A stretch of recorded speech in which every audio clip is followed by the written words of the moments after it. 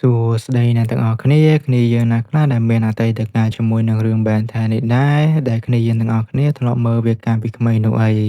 ពេលខ្លះសឹងតែដាច់បាយដាច់ទឹកទៀតផងអញ្ចឹងហើយបានជាថ្ងៃនេះដែរខ្ញុំលើកយកនៅសាច់រឿង Ben 10 Classic មួយដែលផលិតនៅឆ្នាំ2005យកមកសម្រាយជូនអ្នកទាំងអស់គ្នាមុននឹងឈានចូលទៅដល់សាច់រឿងនៃវីដេអូអ្នកទាំងអស់គ្នាកុំភ្លេចចុច Like និង Subscribe ហើយដាក់រូបសញ្ញាកណ្ដឹងមួយផងដើម្បីជាការលើកទឹកចិត្តដល់រូបខ្ញុំបាទ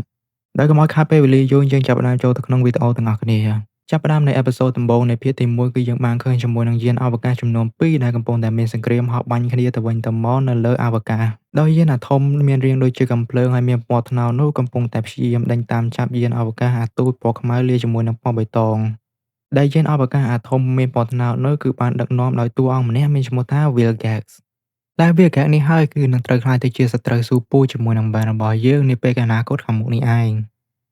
បន្ទាប់មកវាក៏បានទៅនិយាយជាមួយនឹងកូនចៅវាម្នាក់ថាយ៉ាងណាក៏ដោយយើងត្រូវតែតែងចាប់យកនាឡិកា Omnitrix ឲ្យបាន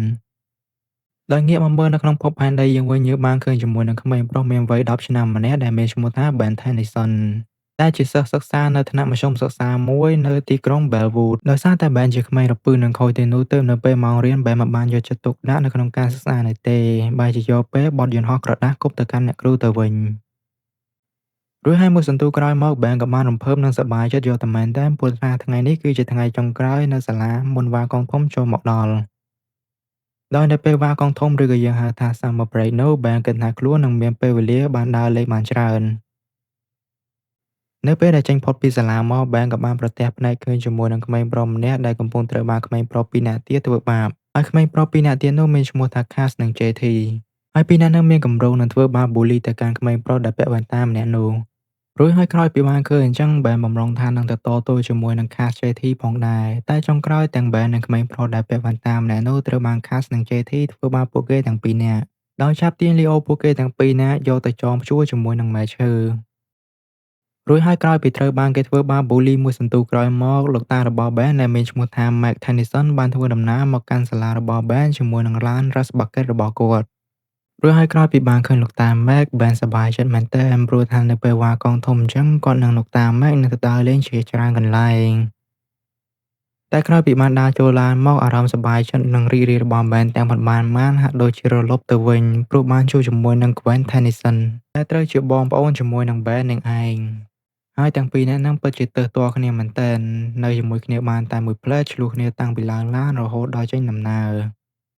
រួចហើយមួយរយៈពេលខ្លីក្រោយមកលោកតា Mac បាននាំ Ben និង Gwen ទៅបោះតង់លំហែកាយនៅទីតាំងព្រៃមួយកន្លែង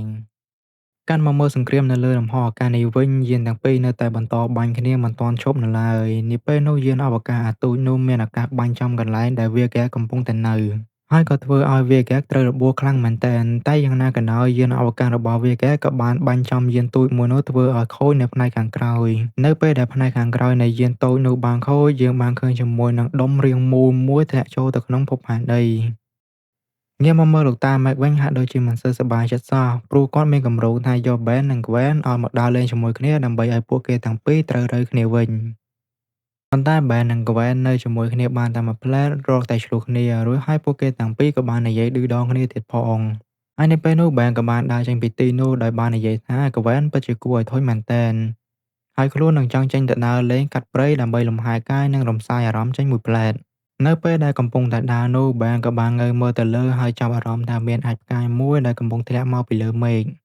រួចហើយអាចម៍ផ្កាយមួយនោះក៏បានហោះសំដៅមករកខ្លួនដោយធ្លាក់ចំពីមុខរបស់ Ben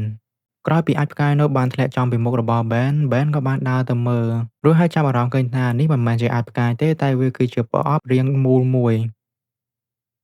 រួចហើយ Ben ក៏បានរអិលជើងធ្លាក់ទៅជិតប្រអប់មួយនោះហើយប្រអប់មួយនោះក៏បានបើកបង្ហាញមកនៃនាឡិកាមួយនៅខាងក្នុងវានាឡិកានោះមានឈ្មោះថា Omnitrix ក្រោយពី Ben បានឃើញនាឡិកានោះហើយក៏មានអារម្មណ៍ថាចម្លែកនៅក្នុងចិត្តមែនទែនហើយក៏ចង់យកវាមកមើលប៉ុន្តែខណៈពេលហ្នឹងនាឡិកាមួយនោះវាក៏បានហក់មកតោងជាប់នឹងដៃរបស់ Ben តែម្ដងទោះបីជា Ben ប្រឹងដោះវាយ៉ាងណាក៏ដោយក៏វាមិនរបូតនោះទេរួចហើយរំពេចក្រោយនោះ Ben ក៏បានចុចវាលេងសាកមើលនាពេលនោះវាក៏បានលោតរូបអេលៀនមួយនៅលើកញ្ចក់នាឡិកានោះចេញមករួចហើយ Ben របស់យើងក៏បានចុចវាសាកមើលនៅក្នុងពេលនោះដែរនាឡិកានោះក៏បានប្រែកាយរូបរាង Ben ទាំងមូលទៅជាមនុស្សភ្លើងឬក៏យើងហៅវាថា Heat Blast នោះឯង មិនត្រឹមតែប៉ុណ្ណោះទេ បែនក៏បានចាប់អារម្មណ៍ថាខ្លួនអាចមានសមត្ថភាពបាញ់ភ្លើងបានទៀតផង ដោយបាញ់ដំបូងៗគឺវាសប្បាយពិតមែន តែយូរៗទៅបែនក៏ធ្វើឲ្យមានភ្លើងចេះព្រៃនៅទីនោះយ៉ាងសន្ធោសន្ធៅ ក្រឡេកមកមើល Gwen និងលោកតា Meg វិញក៏បានឆ្ងល់ថា Ben បាត់តាណាយូរម្ល៉េះ នេះពេលនោះដែរពួកគេក៏បានចាប់អារម្មណ៍ថាមានភ្លើងឆេះព្រៃនៅទីនោះ ហើយក៏បានគិតថា Ben ធ្វើរឿងអីដែលមិនគប្បីនៅក្នុងព្រៃនោះហើយអញ្ចឹងហើយបានជាពួកគេទាំងពីរនាក់យកប្រដាប់ពន្លត់អគ្គិភ័យទៅព្យាយាមពន្លត់ភ្លើងនៅក្នុងព្រៃដែលកំពុងតែឆាបឆេះនោះនៅក្នុងពេលដែលពន្លត់នោះដែរ Gwen ក៏បានជួបជាមួយនឹងមនុស្សភ្លើងហើយក៏បានភ័យយកទៅមែនទែននិងប៊ីតែយកប្រដាប់ពន្លត់អគ្គិភ័យនោះវាយទៀតផងទាល់តែពួកគេបាននិយាយចរចាគ្នាមួយភ្លែតទើបដឹងថាមនុស្សភ្លើងម្នាក់នោះគឺជា Ben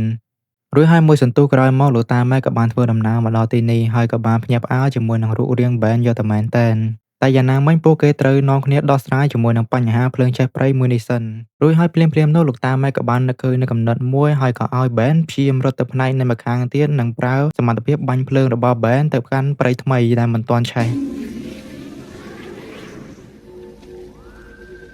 រួចហើយនៅពេលដែលភ្លើងព្រៃចាស់ធ្វើដំណើរទៅដល់ភ្លើងព្រៃថ្មីនោះភ្លើងទាំងពីរនោះនឹងរលត់ចូលគ្នាកាន់មកមើលតួអង្គ Vega របស់យើងវិញយើងឃើញថាគាត់ត្រូវរបួសយ៉ាងធ្ងន់ធ្ងរហើយកំពុងតែសម្រាកព្យាបាលនៅក្នុងពងទឹកមួយរួចហើយនៅពេលនោះគាត់ក៏មានកំហឹងយកតែមែនទែនក្រោយពីបានដឹងថានាឡិកា Omnitrix បានបាត់ខ្លួនទៅហើយនៅពេលនោះដែរមានកូនចៅរបស់គាត់ម្នាក់បានរត់មករាយការណ៍ប្រាប់គាត់ថាមុនពេលដែលយានអវកាសអាទូចនោះបានខ្ទេចហាក់ដូចជាបានឃើញអ្វីមួយហោះចូលទៅកាន់ភពផែនដីដែលបានលើដូច្នេះហើយ Vega ក៏បានបញ្ជូនឲ្យ robot មួយទៅកាន់ភពផែនដីដែលមានឈ្មោះថា Megatroid ដើម្បីឲ្យ robot នោះទៅស្វែងរកនាឡិកា Omnitrix យកមកឲ្យគាត់វិញងាកមកមើលតួអង្គ Ben, Gwen និងលោកតាមើលវិញក្រោយពីពួកគេទាំង3នាក់បានដោះស្រាយបញ្ហាភ្លើងឆេះព្រៃហើយពួកគេទាំង3នាក់ក៏បានអង្គុយនិយាយគ្នាថាតើ Ben នឹងប្រែក្លាយខ្លួនទៅជាមនុស្សភ្លើងនេះរហូតឬយ៉ាងណាតែមួយសន្ទុះក្រោយមកនាឡិកានៅលើដើមទ្រូងរបស់ Ben ក៏បានបញ្ចេញនូវភ្លើងពណ៌ក្រហមមួយដែលវាជាសញ្ញាប្រាប់ថានាឡិកានោះកំពុងតែអស់ថ្មហើយរួចហើយរំពេចក្រោយនោះ Ben ក៏បានប្រែក្លាយទៅជារូបរាងដើមមនុស្សរបស់ខ្លួនវិញក្រោយពីបានមួយសន្ទុះក្រោយមក Ben ក៏បានយកវាមកចុចលេងសារជាថ្មីនៅក្នុងពេលនោះដែរវាក៏បានលោតចេញនូវភ្លើងពណ៌បៃតងវិញនៅក្នុងពេលនោះ Ben ក៏បានរកឃើញអេលៀនចំនួន10ប្រភេទផ្សេងៗគ្នាហើយ Ben ក៏បានចុចប្រែកាយទៅជាអេលៀនមួយប្រភេទទៀតដែលវាមានរូបរាងដូចជាសត្វតោមានពណ៌ទឹកក្រូចដ៏ធំមួយដែលវាមានឈ្មោះថា Walmartហើយរូបរាងរបស់អេលៀននេះវាគ្មានភ្នែកនោះទេប៉ុន្តែអេលៀននេះវាមានសមត្ថភាពនៅញាណពិសេសដែលអាចដឹងពីគ្រោះថ្នាក់មុនពេលកើតហេតុនៅក្នុងពេលនោះដែរ Robot Megatroid ដែលវាគេបានបញ្ជូនមកផែនដីនោះវាបានមកដល់ផែនដីហើយរួចហើយវាក៏បានបញ្ចេញកូន Robot តូចៗចំនួន2គ្រឿងដើម្បីស្វែងរកនាឡិកា Omnitrix រួចហើយកូន Robot ទាំងពីរនោះក៏បានស្វែងរកឃើញ Ben ដែលកំពុងនៅក្នុងរូបរាងជាសត្វតោដែលមានឈ្មោះថា Walmart នៅក្នុងពេលនោះ Ben ក៏បានលោតផ្លាស់ទីពីដើមឈើមួយទៅដើមឈើមួយនិងបានប្រយុទ្ធកំទេចកូន Robot តូចៗទាំងពីរនោះឲ្យខ្ទេចអស់ទៅបន្ទាប់មក Ben, Gwen និងលោកតា Meg បានមកជុំគ្នាវិញនៅក្នុងឡាន Rush Bucket របស់គាត់នៅក្នុងពេលនោះដែរវិទ្យុនៅលើឡានបានផ្សាយថាមាន Robot មួយកំពុងតែវាយកំទេចភូមិនៅជិតទីនោះ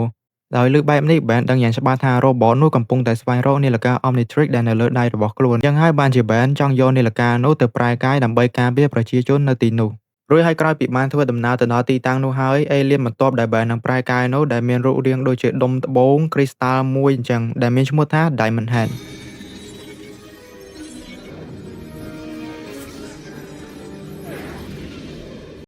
នៅក្នុងពេលប្រយុទ្ធគ្នានោះ Ben ចាប់អារម្មណ៍ថានៅពេលដែល Robot Megatroid នោះបានបាញ់កាំរស្មីមកកាន់ខ្លួនដែលវាធ្វើឲ្យមានការចាំងផ្លាតចេញពីខ្លួនរបស់ Ben ហើយនៅពេលដែល Robot នោះមានកម្រងនឹងបាញ់មកម្ដងទៀត Ben បានយកដៃគាត់ទាំងពីរសងខាងទៅធ្វើជារនាំងដើម្បីបាំងកាំរស្មីដែលបាញ់ចេញមកនោះឲ្យចាំងទៅកំទេចខ្លួន Robot នោះវិញក្រោយពីភាពវឹកវរបានបញ្ចប់ក៏មានការលេចលឺដំណឹងទៅដល់ Vega រួចហើយ Vega ក៏មានកំហឹងខ្លាំងមែនទែនព្រោះថាមានមនុស្សលោកធម្មតានៅលើភពផែនដីបានដណ្ដើមយកនាឡិកា Omnitrix ចេញពីគាត់កាន់មកកម្មព្រឹកឡើងនៃថ្ងៃស្អែក Ben ក៏បានយកនាឡិកានោះមកប្រែកាយទៀតហើយអេលៀនដែលគាត់បានប្រែកាយហ្នឹងមានឈ្មោះថា XLR8